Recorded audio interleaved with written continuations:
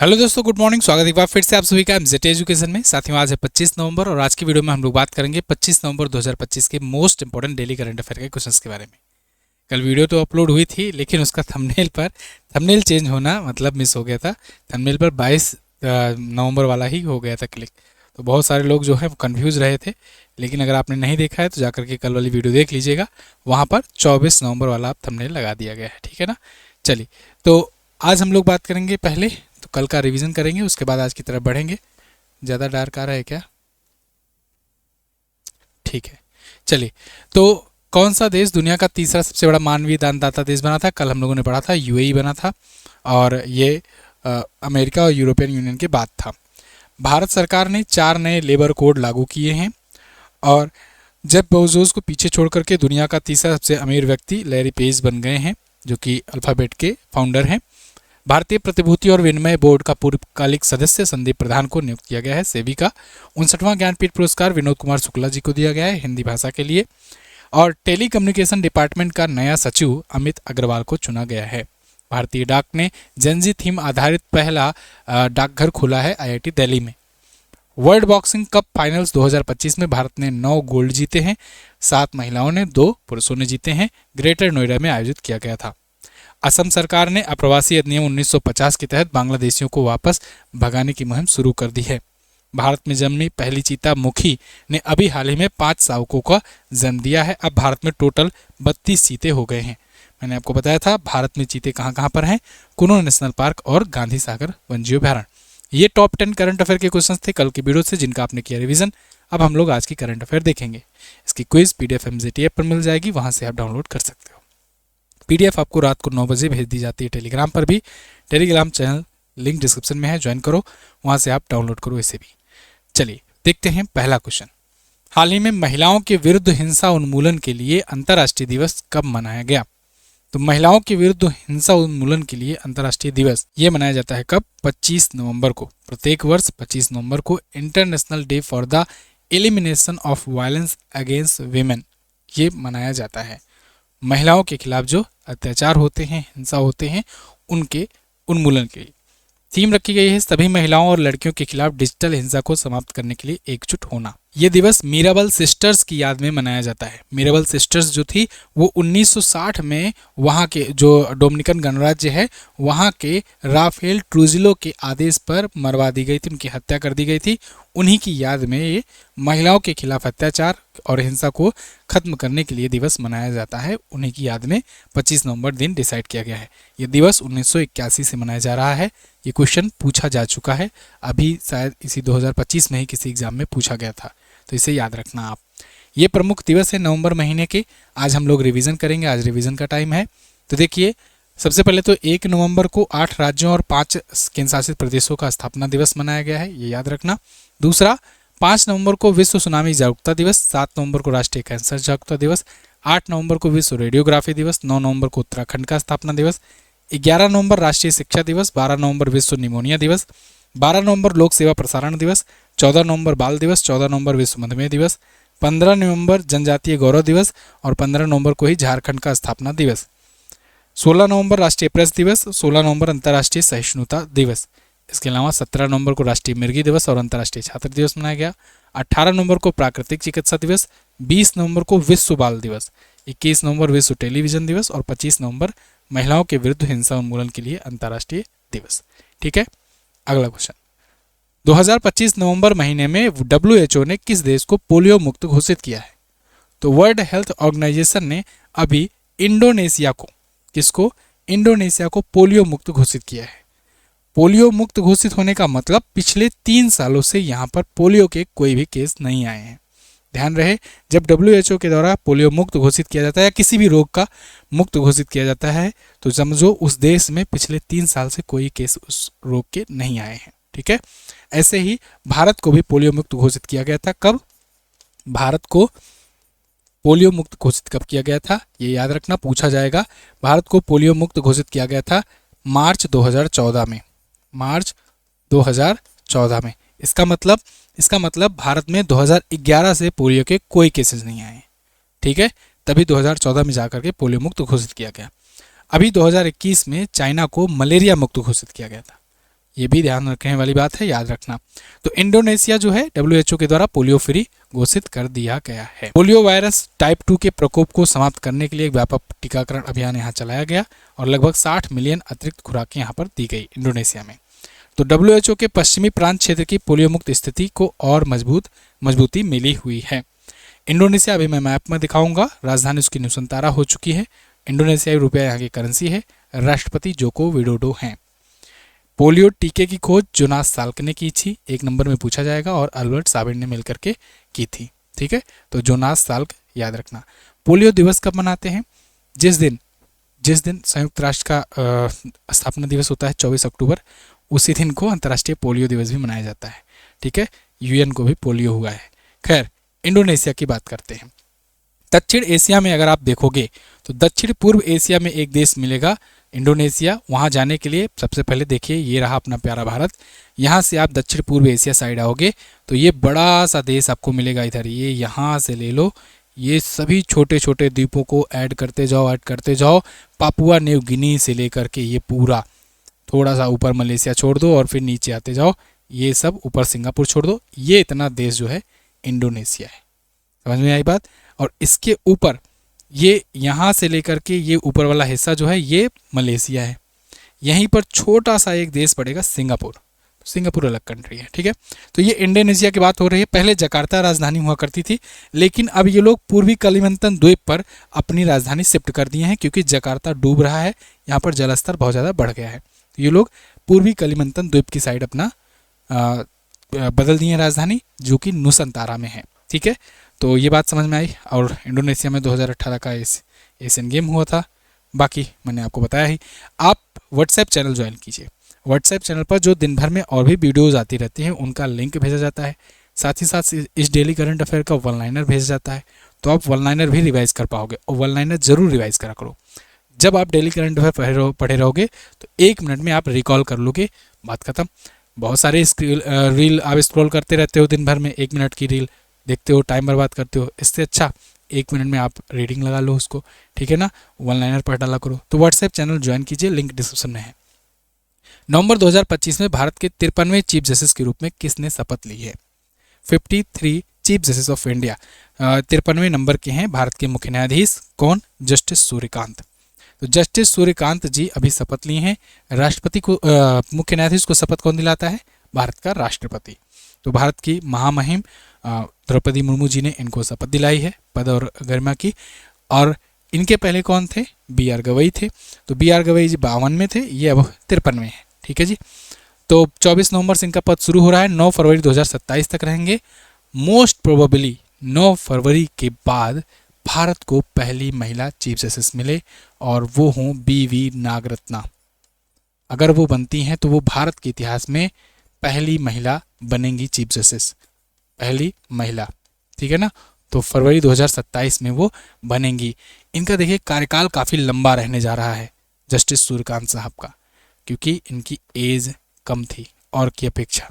जैसे अभी देखो BR गवई साहब ये 6 महीना रहे, इनसे पहले हाँ TY चंद्रचूड़ साहब ये लंबा कार्यकाल तक रहे थे।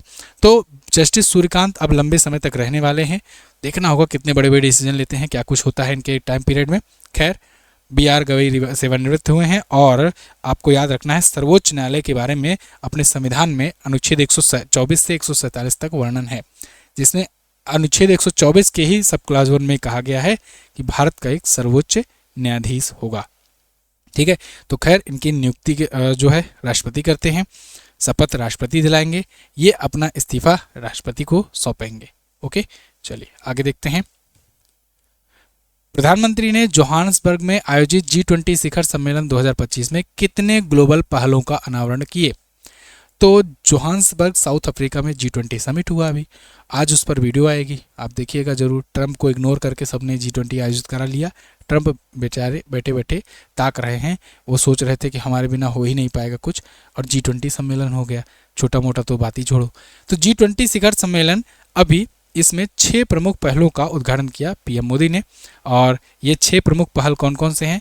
वैश्विक पारंपरिक ज्ञान भंडार, अफ्रीका कौशल गुणक कार्यक्रम, वैश्विक स्वास्थ्य सेवा प्रतिक्रिया दल, नशीली दवाओं और आतंकवाद के गठजोड़ का मुकाबला करने की पहल, ओपन सैटेलाइट डेटा पार्टनरशिप, महत्वपूर्ण खनिज चक्रीयता पहल। ये समझ रहे हो आप कि इंडिया लीड कर रहा है, जैसे लग रहा है कि इंडिया में आयोजन हुआ हो, साउथ अफ्रीका में आयोजन हुआ, लेकिन इंडिया से इतना बढ़िया फ्रेंडली रिलेशन है कि भारत ने ये 6 पहल वहाँ पर शुरू की है। और इस 6 पहल को अगर आप ध्यान से देखोगे ना, तो यहाँ देखो, आतंकवाद को गठजोड़ मुकाबला करने के लिए पहल, यानी कोई भी अगर वहाँ पर आतंकवादी छिपा हुआ है तो इंडिया की इंटेलिजेंस वहाँ भी शेयर करेगी। Satellite open data partnership, satellite sharing, ठीक है।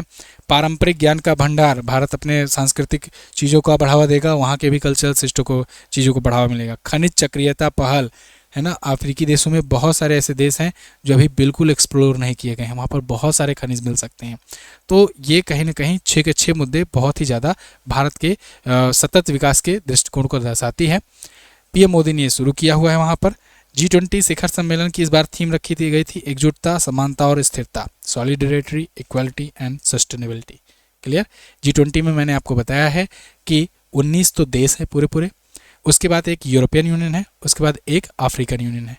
तो European union, African union plus 19 देश, ठीक है, ये याद रखना। अगला, हाल ही में किस माइनिंग कॉरपोरेशन को 16वें राष्ट्रीय सुरक्षा सम्मेलन में 5 कलिंग सुरक्षा उत्कृष्टता पुरस्कार दिए गए? तो कलिंग सुरक्षा उत्कृष्टता पुरस्कार हर साल दिए जाते हैं और अभी 16वां राष्ट्रीय सुरक्षा सम्मेलन में दिया गया है ये ओडिशा माइनिंग कॉरपोरेशन लिमिटेड को, OMCL को, OMCL कंपनी को ये मिला हुआ है Kalinga excellence safety award. Okay, तो इसको 5 मिले हैं 2 श्रेणी में। एक तो प्लेटिनम श्रेणी में मिला है रोइडा सी आयरन और मैनेजिंग पाइंस को, कोडिगम मांगली बॉक्साइट माइंस को।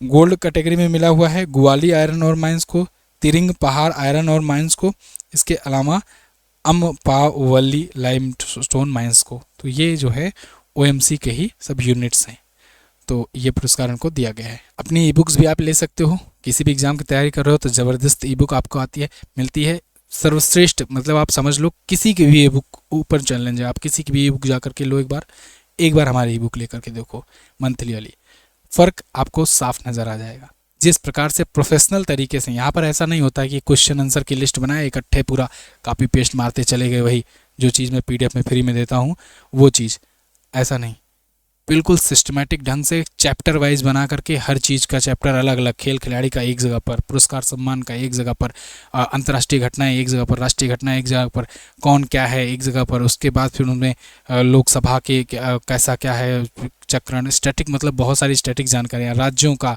पूरा डिटेल्स, मैप वाइज बहुत सारा, मतलब सब कुछ रहता है। आप 1 महीने का ई बुक ले करके देखोगे, मज़ा ही आ जाएगा आपको।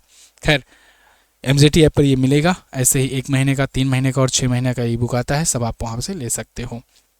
भारत का पहला ब्लाइंड महिला T20 वर्ल्ड कप अभी जो हुआ, इसको किस देश ने जीता है? तो पहला ब्लाइंड महिला T20 वर्ल्ड कप हुआ और पहले ही मैंने आपको बताया था कि भारत ही जीतेगा, क्योंकि भारत की ही टीम सबसे ज़्यादा मजबूत है।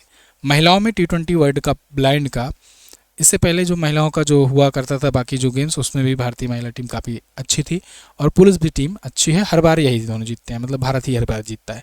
तो इसमें आप लगा सकते हो कि ब्लाइंड वाला जो भी होगा मैच, उसमें भारत ही जीतेगा, ठीक है ना।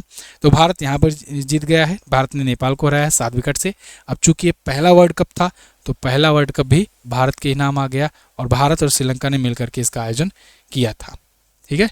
अगला, हाल ही में किसको भारत व्यापार संवर्धन संगठन ITTPO का अध्यक्ष नियुक्त किया गया? तो भारत व्यापार संवर्धन संगठन ITPO का अध्यक्ष नियुक्त किया गया है जावेद अशरफ को। जावेद अशरफ साहब ये आपको दिख रहे हैं, ये होंगे chairman of India trade promotion organisation के, ठीक है। प्रदीप सिंह खरोला के स्थान पर ये आएंगे, 2 साल की अवधि के लिए इनका कार्यकाल होने वाला है। अगला, ये कुछ और नियुक्तियां हैं, रिवीजन करो। असीम मुनीर अभी पाकिस्तान के पहले चीफ ऑफ डिफेंस फोर्सेज नियुक्त किए गए हैं, इसके अलावा पहला फील्ड मार्शल को पाकिस्तान बनाया गया है। कीर्ति सुरेश ये यूनिसेफ इंडिया की सेलिब्रिटी एडवोकेट नियुक्त की गई हैं। रक्षित हरगवे ब्रिटानिया के MD CEO बने हैं। शेखा नासिर अल नवैस संयुक्त राष्ट्र के पर्यटन का नेतृत्व करने वाली पहली महिला होंगी। दीपक गुप्ता गेल इंडिया के कंपनी के MD CEO और वे सुजीत सहाय रक्षा लेखक महानिदेशक। रोड्रिगो पॉज बोलीविया के राष्ट्रपति। कार्तिक नारायण गूगल क्लाउड में मुख्य उत्पाद अधिकारी नियुक्त किए गए हैं। अगला, नवंबर 2025 में भारत ने किस देश के साथ मुक्त व्यापार समझौते यानी FTA पर बातचीत शुरू की? ये बहुत इंपॉर्टेंट क्वेश्चन है। देखो, अगर आपको याद हो तभी कुछ महीनों पहले भारत और ब्रिटेन ने, इंडिया और UK ने किया था FTA पर साइन। FTA पर साइन हो गया, इंडिया UK के बारे में पूरा हो गया है, उसमें कोई दिक्कत नहीं है अभी। लेकिन अभी भारत और इजराइल के बीच में शुरू हुआ है बातचीत। ऐसे ही बातचीत भारत और भी देशों में शुरू कर रहा है। जब से ये US ने टैरिफ लगाया है तब से तो भारत और ही ज़्यादा उत्सुक है कि FTA ही साइन करवा लेते हैं। जब FTA साइन रहेगा तो कम से कम ये तो नहीं होगा कि आज हम टैरिफ इतना बढ़ा दिए, कल हम इतना बढ़ा दिए, कल उतना % कर दिए। ये सब तो बवाल नहीं रहेगा। कम से कम एक साइन रहेगा कि भाई जीरो टैरिफ मतलब जीरो टैरिफ। ठीक है, अब FTA होता क्या है इसको समझो। FTA मतलब जब आप कोई सामान दूसरे देश में बेचने जा रहे हो तो उस देश के द्वारा जो टैरिफ लगाया जाता है, जिसे ट्रेड टैरिफ कहते हैं, वो टैरिफ नहीं लगाया जाएगा या 1% या 0% के आसपास लगाया जाएगा। 0 पॉइंट समथिंग %, मतलब ना के बराबर, है ना, बिल्कुल खर्चा वर्चा केवल जोड़ के बस। ऐसे ही तुम्हारे देश में जब उसका सामान आएगा बिकने तो तुम भी ऐसे ही करोगे। तो दोनों के बीच में मुक्त व्यापार या मुफ्त व्यापार समझौता रहेगा। तो ये इसकी बातचीत अभी भारत ने नवंबर 2025 में शुरू की है इजराइल के साथ। अभी बातचीत शुरू हुई है, अभी साइन नहीं हुआ है, ये बात ध्यान रहे। देखिए, India and Israel sign terms of reference to guide free trade agreement negotiation. अभी टर्म्स ऑफ रेफरेंस पर साइन हुआ है। अपने जो वाणिज्य मंत्री हैं पीयूष गोयल साहब, ये इजराइल की यात्रा के दौरान 23 नवंबर को अभी ये साइन किए हैं। किस पर? TOR पर, टर्म्स ऑफ रेफरेंस पर, कि आगे किस किस हिसाब से लागू किया जाएगा FTA। तो ये समझ में आया कि भाई 2 हिसाब से 2 चरणों में लागू किया जा सकता है। कौन कौन सा? पहले स्टेज में किया जाएगा कि जो वस्तुओं पर जो टैरिफ लगता है वो किया जाए खत्म। उसके बाद दूसरे चरण में ये देखा जाए कि भाई टैरिफ लगा रहे हैं किन वस्तुओं पर, उसके बाद किन किन चीज़ों का व्यापार करेंगे जिससे टैरिफ ना लगे। तो उसके लिए ये डिसाइड हुआ किस किस चीज़ों में व्यापार करना है और उस पर क्या लगेगा, सहयोग क्या होगा। तो उसमें यह हुआ कि भाई इन्वेस्टमेंट किया जाएगा, सेवाओं में, व्यापार में, रक्षा विनिर्माण के मामले में इजराइल काफ़ी ज़्यादा अच्छा है डिफेंस के माध्यम में। सेमीकंडक्टर भारत सेमीकंडक्टर हब बन रहा है तो भारत इसमें सेमीकंडक्टर उसको दे सकता है, बदले में वो टेक्नोलॉजी दे सकता है। एग्रीटेक में इजराइल बहुत आगे है। आपको अगर याद हो तो आज से कुछ साल पहले मैंने आपको करंट अफेयर में बताया था कि मेघालय में एग्रीकल्चर जो ऑर्गेनिक फार्मिंग है उसमें इजराइल आकर के बहुत सहयोग करती है। ठीक है, साइबर सुरक्षा, सिक्योरिटी, पेगासस वगैरह सॉफ्टवेयर आप जानते हो इजराइल का ही है, जो आईफोन तक को हैक कर देती है।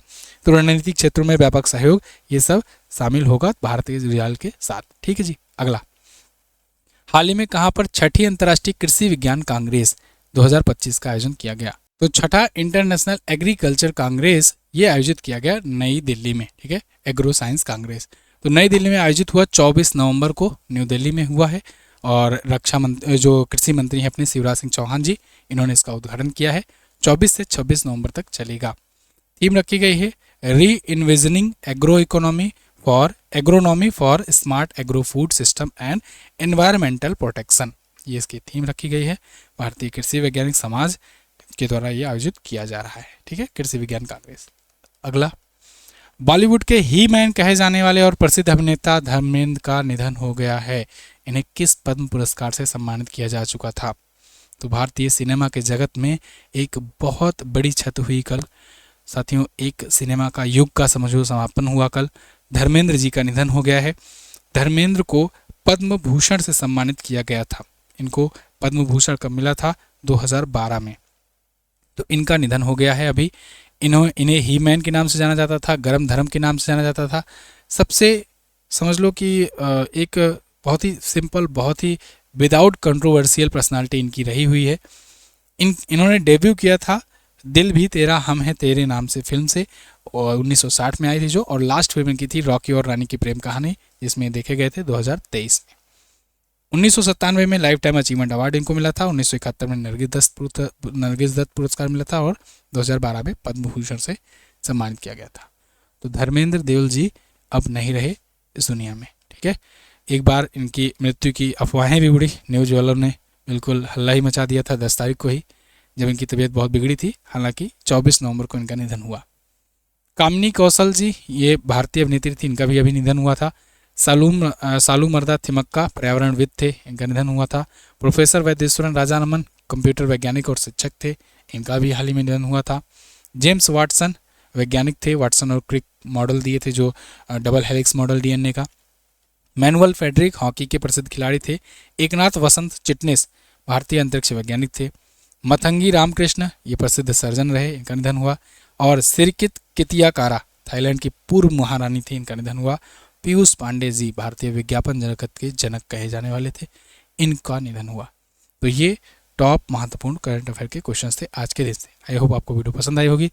पीडीएफ जैसे कि मैंने आपको बताया कि आपको मिल जाएगा रात को 9 बजे, तो पीडीएफ आप डाउनलोड कीजिएगा वहाँ से। लास्ट डे का क्वेश्चन देखते हैं। कल मैंने आपसे क्वेश्चन पूछा था कि पहली मिस यूनिवर्स कौन बनी थी, तो पहली मिस यूनिवर्स भारत की बनी थी सुष्मिता सेन। कब बनी थी? 1994 को। दूसरा था वर्ष 2025 में G20 शिखर सम्मेलन का आयोजन किस देश में किया गया? 2025 में दक्षिण अफ्रीका में किया गया, 2024 में ब्राज़ील में, 2023 में भारत में किया गया था। ठीक है, 2022 में किया गया था इंडोनेशिया में। अगला, निम्न में से कौन सा देश दुनिया का सबसे बड़ा मानवीय दानदाता देश है? तो दुनिया का सबसे बड़ा मानवीय दानदाता देश ये आपको आज बताना है। ज्ञानपीठ पुरस्कार भारत का सर्वोच्च साहित्यिक सम्मान है, इसकी स्थापना किस वर्ष की गई थी? ये दोनों क्वेश्चन का जवाब आज आपको देना है। थैंक यू सो मच यहाँ तक वीडियो देखने के लिए। मिलेंगे अगली वीडियो में, अगली क्लास में। तब तक के लिए खुश रहिए, मुस्कुराते रहिए। मिलते हैं अगली वीडियो में। नमस्कार, जय हिंद, वंदे मातरम।